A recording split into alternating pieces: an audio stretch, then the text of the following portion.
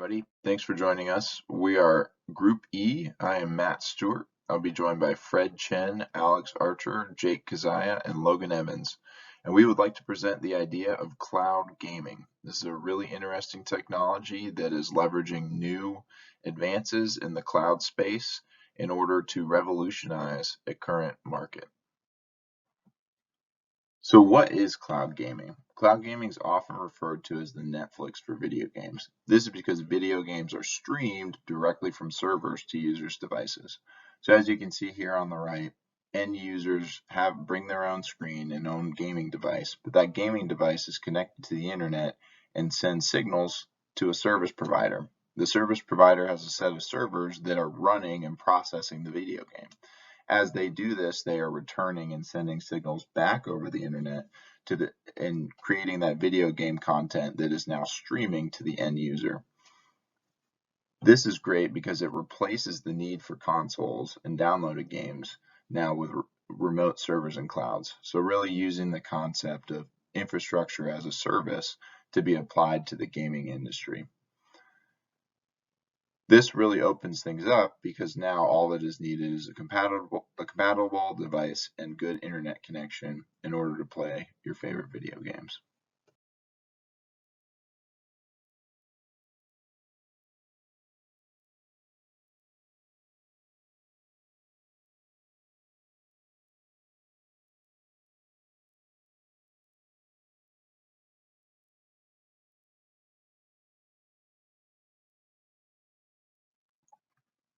So you've heard a little bit about what is cloud gaming, but why is it a big deal? So it's a big deal because it's only recently become feasible. With faster broadband, 5G networks, and advances in cloud computing, cloud gaming can now be delivered at a similar experience level to gaming directly on a console. Video games require very quick responses and fast networks in order to get the quality experience that users expect. And this is also a big deal because now video games have become screen and hardware agnostic. So you can trade in your gaming computer or your console now for a smartphone. And that's a big deal as well because you've now lowered the barrier to entry for casual players. So no more $500 console purchases or $2,000 gaming computers just to play a single game of interest. Now somebody can pick up any device connected to the internet and play their favorite game. So this creates an ultimate feeling of convenience that is going to make cloud gaming a big contender in the future.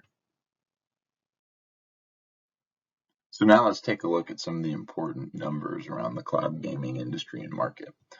So cloud gaming is a really exciting technology and a really exciting advance in user experience, but it's also a really attractive market to many industries and companies.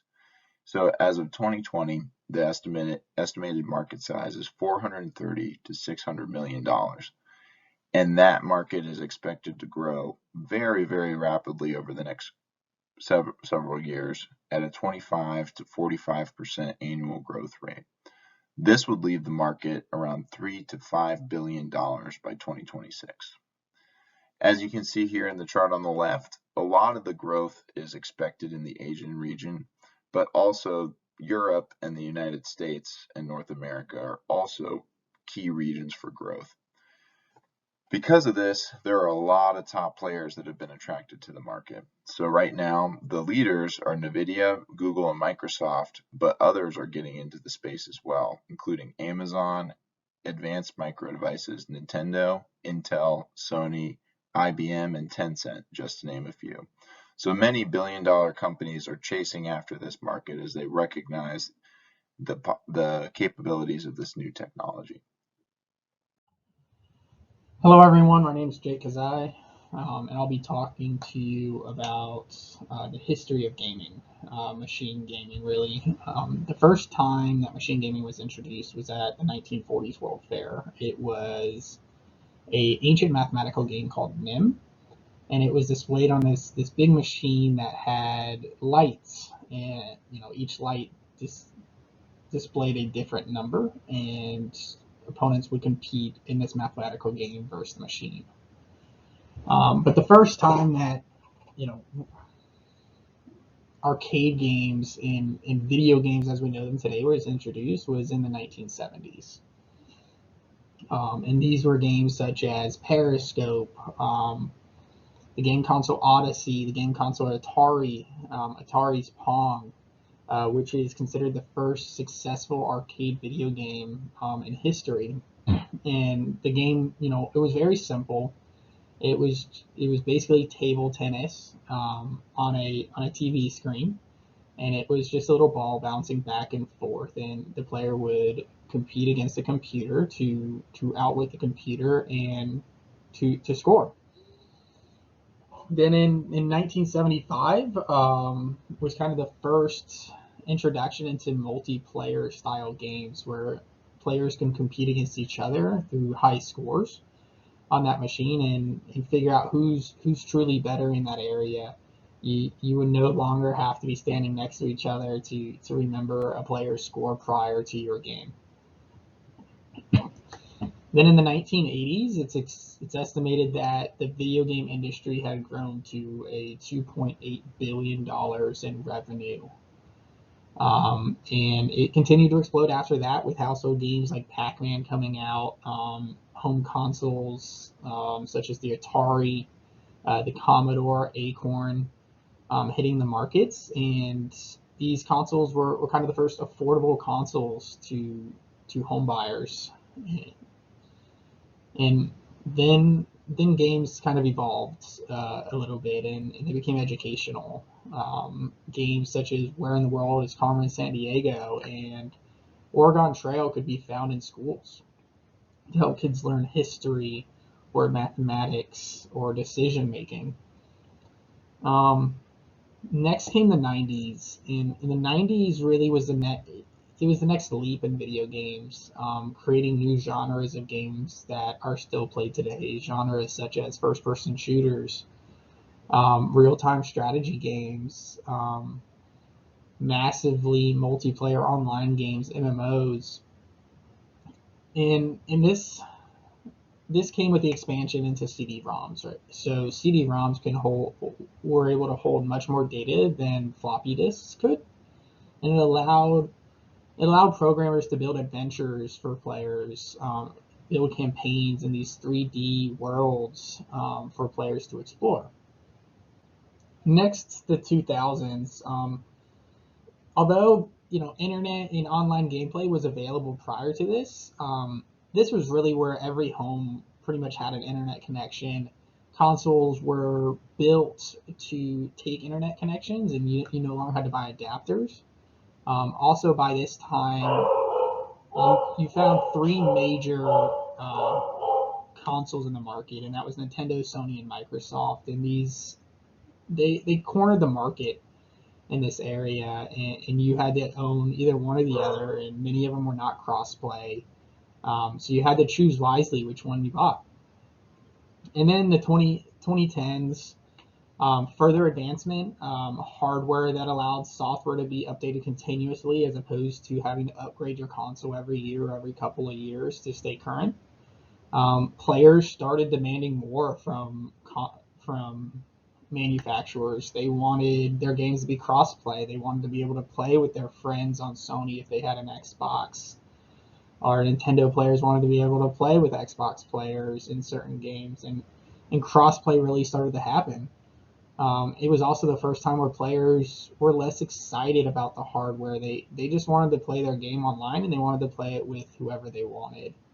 And this is where cloud gaming really started to pop up as a reasonable solution to this problem. Hello there, my name is Rhett Archer, and this is the relevant IT components of cloud gaming. These are a few examples of front-end components in cloud gaming. Front-end components enable the user's client to communicate with the cloud gaming provider's back-end services.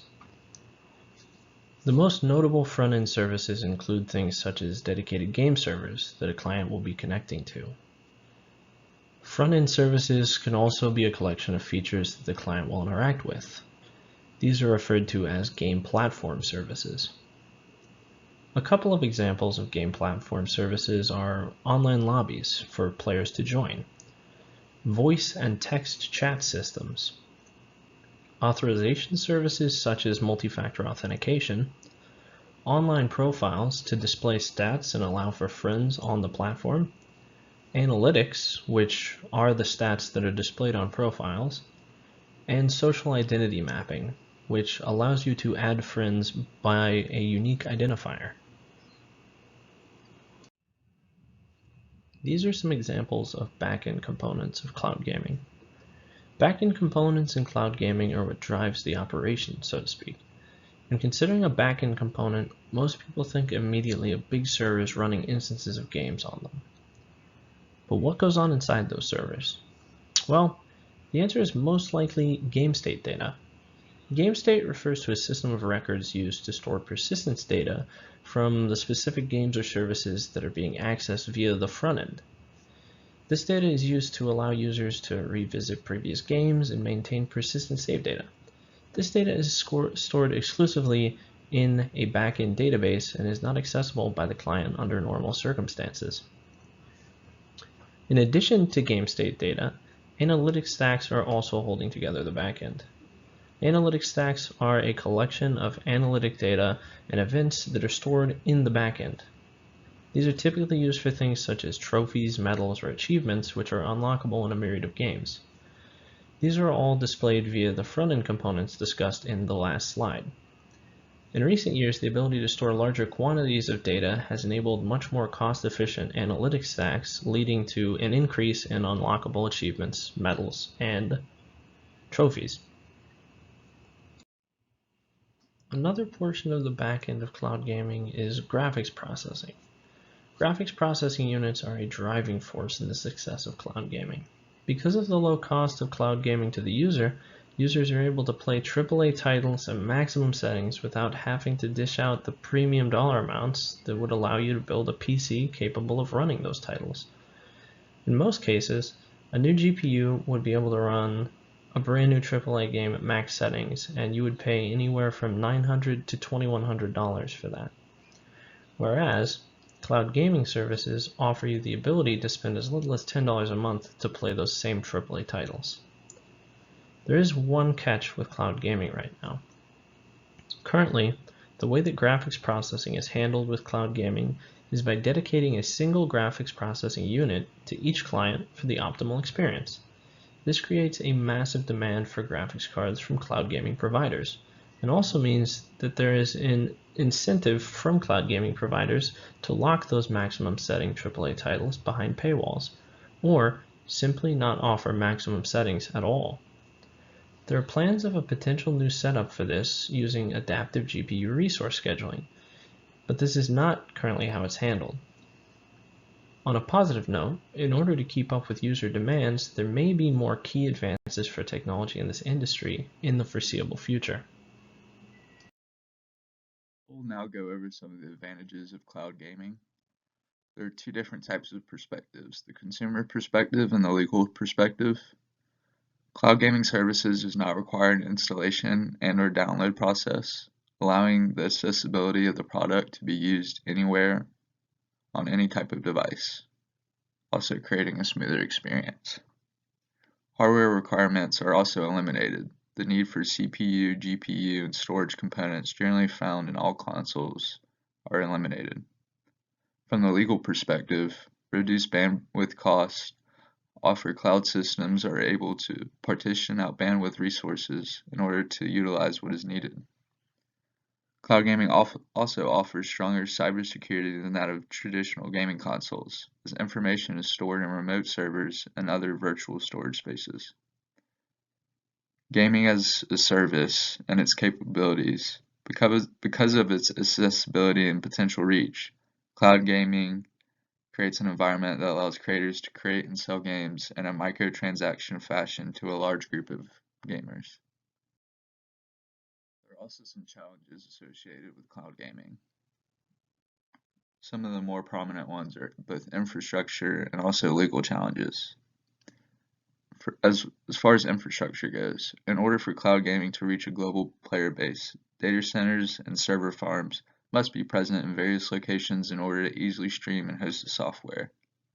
A strong internet connection is also an essential component in streaming these services, more often than not requiring an expensive high-speed internet service in order to prevent crashes. As far as legal challenges go, due to the increasing trend of microtransactions within the game itself, an issue of monetization has arose. Items such as loot boxes that act like an lottery-like opportunity for unique collectibles tied into the game. Because of the nature in which the consumer and companies interact in the environment, companies also have much greater access to personal data about their consumers than traditional consoles. Being responsible with this data in the future will be crucial in the beginning stages in the advancement of cloud gaming. There are also some risks tied with the advancement of cloud gaming. One of those is gambling habits. Debate is ongoing whether or not age restriction should be a requirement for these type of loot box purchases previously mentioned, and fear that they could induce future gambling habits in minors and also young adults. There's also a risk of gamers under 18. Cloud gaming companies who rely on in-game ads and the data from these ads need to be wary about future decisions made of mindful laws in place on targeting advertisements towards minors.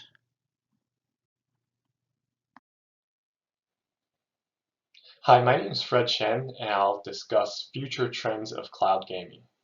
Simply put, cloud gaming is the future. There is heavy growth in this sector with a projected compound annual growth rate of about 75%, and that's compared to average of less than 25% of all industries. In 2018, cloud gaming revenue was about 224 million, and it's expected to rake in over 2.74 billion by 2023. There is a lot of speculation that cloud gaming will overtake traditional consoles in the next decade. We're set to see major developments with Netflix-like gaming subscription service in the near future. The most popular subscription product right now is the Xbox Game Pass, where players gain access to a wide list of game titles, and it's available on mobile, console, and PC. Xbox's cloud gaming, which is currently in beta, will allow players to jump directly into a game with friends without any installations or updates. PlayStation is also set to join the ranks with their Spartacus subscription in 2022. We're also seeing a lot more hardware as a service, like NVIDIA's GeForce Now, that provides graphical computing powers on demand. There's also vast potentials for these services other than gaming. The mobile gaming market has already outpaced console and PC with its vast population. Advances in 5G and connectivity infrastructure will enable mobile users to lower latencies and higher speeds. The increased speed will open up mobile cloud gaming to the most popular games without any hardware limitations. With over 6 billion smartphone users worldwide and already 2.7 billion mobile gamers, the growth continues to be exponential. Last but not least, cloud gaming will bring new horizons to virtual reality. Many of the current VR headsets are either tethered and powered by another machine, or simply doesn't have sufficient processing power for more complex games. Moving to the cloud will allow VR devices to be more mobile and forgo processing powers to focus on other features like sensors and displays. And the most interesting part is we are closer than ever to a reality with a virtual world like what Mark Zuckerberg envisioned of a metaverse and the oasis in the sci-fi book Ready Player One. where vast users are able to interact in a virtual world with limitless possibilities. Thanks everybody for joining us today to hear a little bit about cloud gaming. Hopefully you now have a good overview of the technology and how it will be applicable in the future. Thank you. Bye.